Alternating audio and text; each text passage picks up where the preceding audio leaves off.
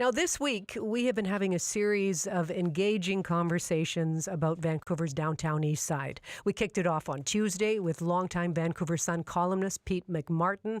We kept things going yesterday with former Vancouver East MP Libby Davies and former Vancouver Mayor Sam Sullivan.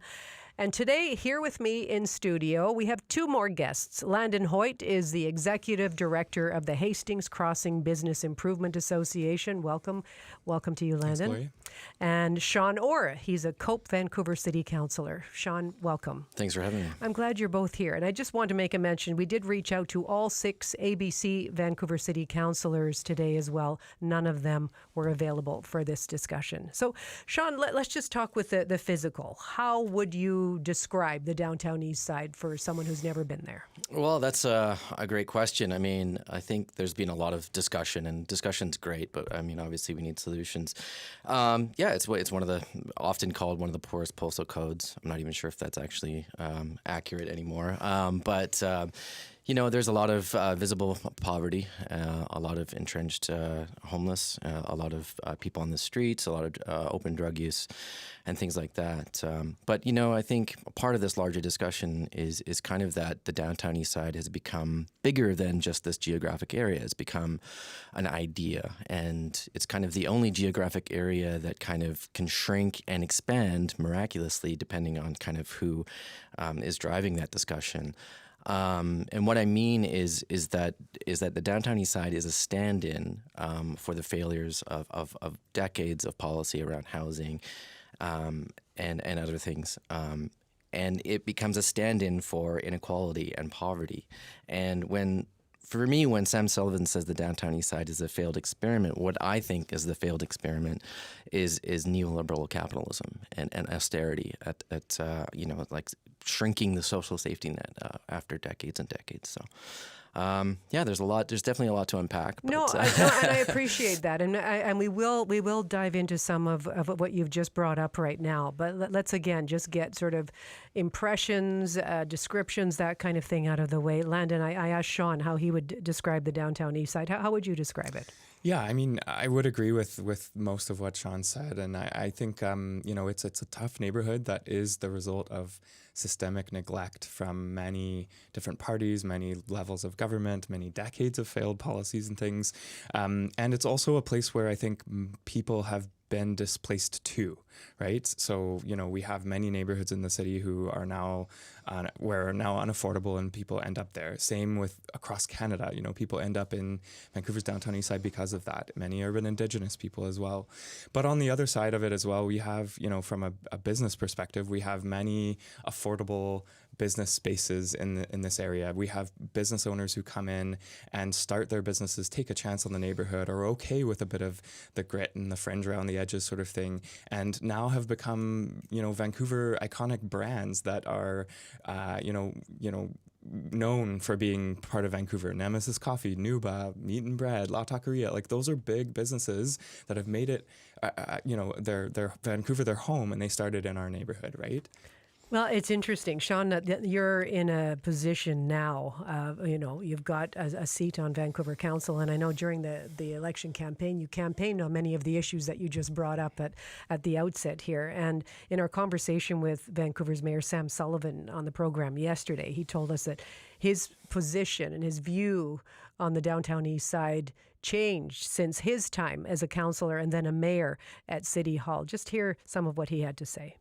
And I realize that 60 to 80% of the people, when you survey them in the downtown east side, don't want to live there. But what happens is the government incentivized them, and I didn't learn this until I spent a couple of months in the archives, and I went to Switzerland to find out how they got rid of their open drug scenes and the terrible things that happened there.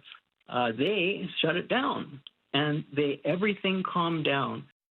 Okay, so that was former Mayor Sam Sullivan on the program yesterday. Sean Orr, how do you respond? I would love to see the survey that he's citing, because I've seen similar surveys by the Carnegie Housing Project that says almost the exact opposite, that people do want to live down here because there is a sense of community. And sort of piggybacking on what Landon was saying, obviously he represents businesses, but this is a very tight-knit community, and it's a community that looks after each other, and there's a code, and it's a community that's built on resistance. And as Landon sort of alluded to, they come from all these different areas where they were displaced from, Yaletown, the West End, Mount Pleasant, Fairview Slopes. And Sam Sullivan kind of misses that in his article. He talks about the creation of the downtown east side, but he kind of misses the mechanism behind that, and that's gentrification. And now that the downtown east side is kind of the last frontier of places to develop, and it's the only places where land values have remained fairly stagnant. And that's because of policy. And that's because of policy like that Gene Swanson worked on, like the local area plan, which necessitated 60% social housing. And 30% of that has to be at shelter rate, the 60-40 sort of model. And as a result, it worked. And land prices are now cool. And now developers want in. They want to build condos. They want to rethink the downtown east side local area plan. And to me, that's just revanchism. It's a bit of a concept by a geographer named Neil Smith, but it relates to war, where they want to reclaim this territory. And it's always this thing where you abandon the territory and then you want to come back in when conditions are right. And it's fascinating that he mentions Europe, because Europe does take this seriously, but they house people, and they house people with dignity, and they house people with wraparound supports. Finland does it. Scandinavia does it. And it's interesting that he went to Switzerland, but he didn't pick up on that. And Europe doesn't have the same drug problem that we do in terms of a poison supply. So a lot of people talk about Portugal. The Portugal model, why can't we try that here? And it's because of our supply. It's synthetic opioids as opposed to pure heroin, that type of thing. I remember hearing from the head of the project in Portugal, who said that at the time, this is a completely different challenge here in Vancouver. Let's move on. Landon, during the discussion yesterday, Libby Davies, she pushed back on Sam Sullivan's proposal. You just heard him say we've got to, take the Switzerland model, for example, move people out of the area, like the drug addicts, move them from the downtown east side. Here's Libby's response to that.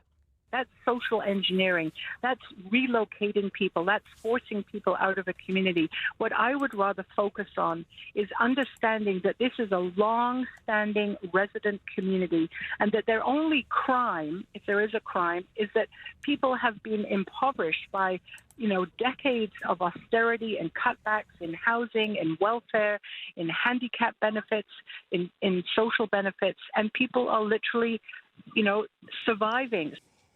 Right. Okay. Landon, how do you respond to Libby's resistance to reducing that concentration in your community? Yeah, look, I think nobody wants to live in poverty. Nobody wants to be pooping in an alleyway. Nobody wants to be using drugs in the doorway of a business in any neighborhood. I think that that's something that people don't realize. People still have dignity, and it's about empowering them so that they can use that and employ that. And so I think when I hear that we should move people out of the neighborhood, my response is, to where? Every other neighborhood in the city doesn't want social housing. There's NIMBYism is rampant throughout the city. It doesn't help when we also have a mayor and council who has banned supportive housing throughout the city.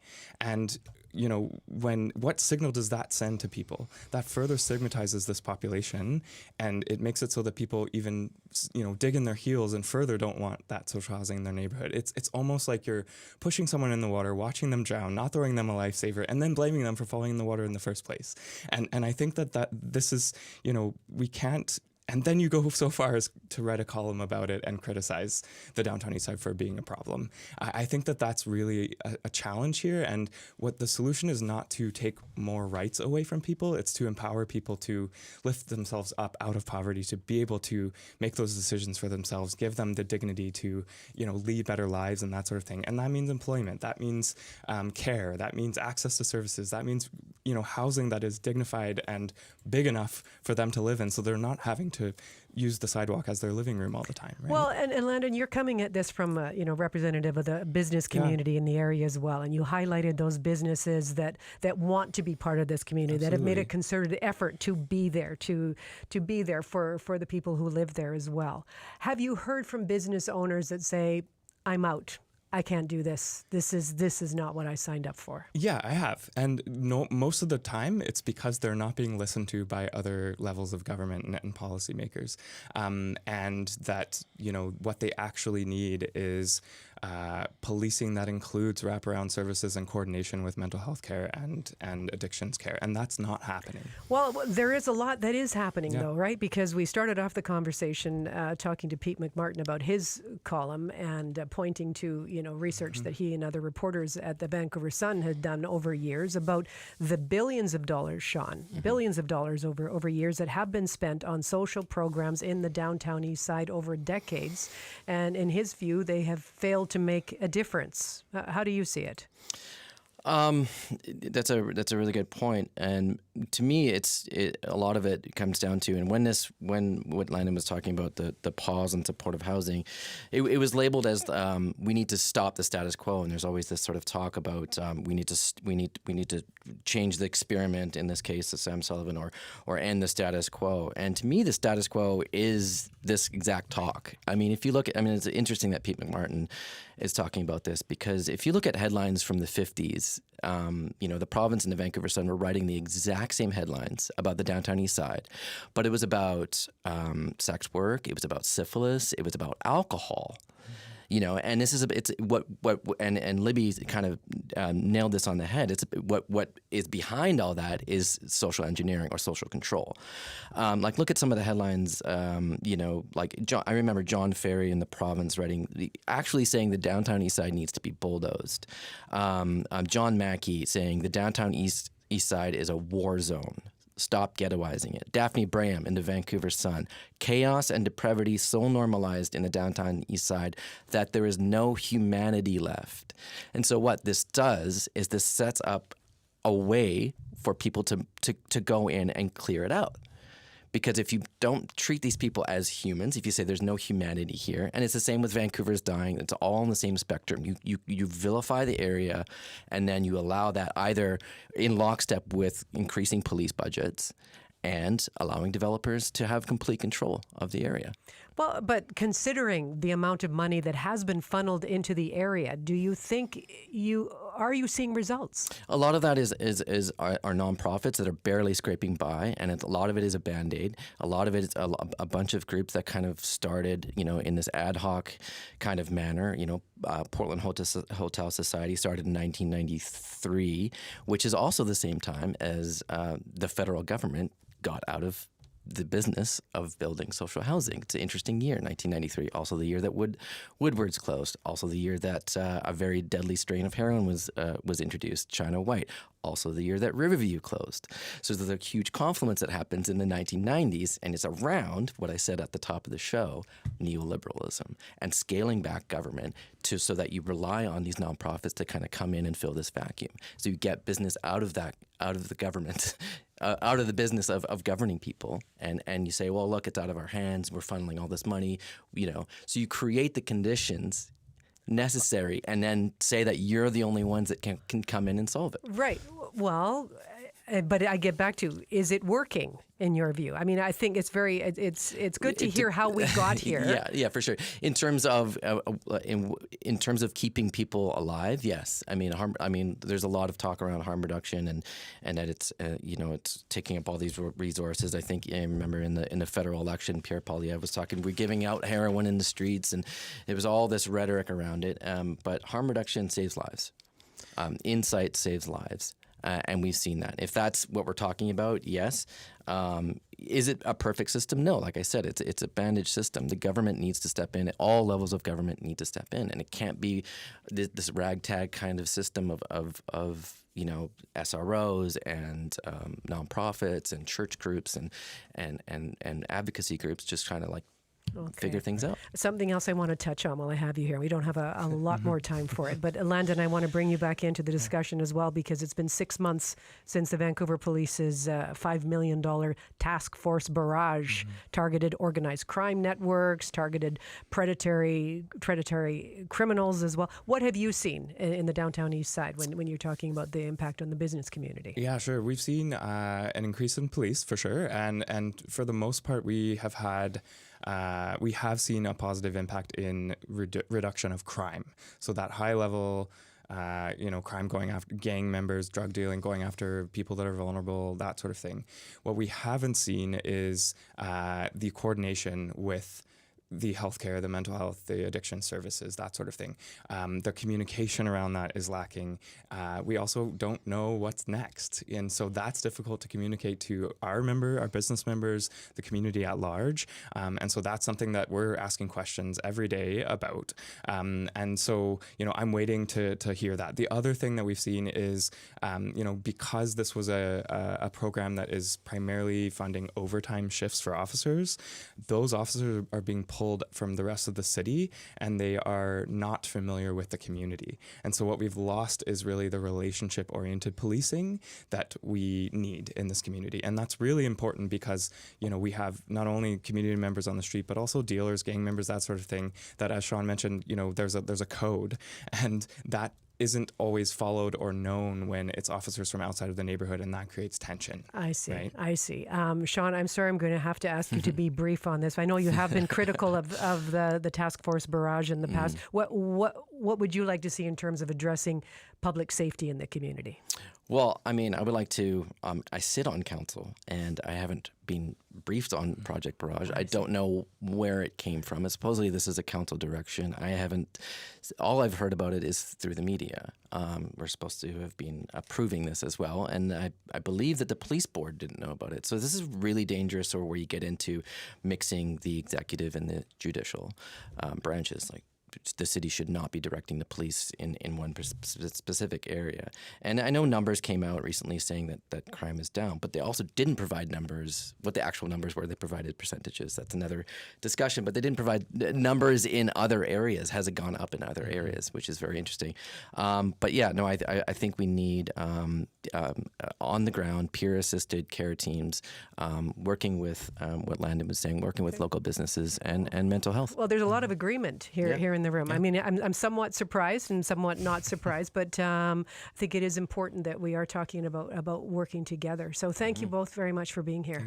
Thank you so much. Sean Orr is a Cope Vancouver City Councillor. Landon Hoyt is Executive Director of the Hastings Crossing Business Improvement Association. Your thoughts are always welcome on the coast at cbc.ca.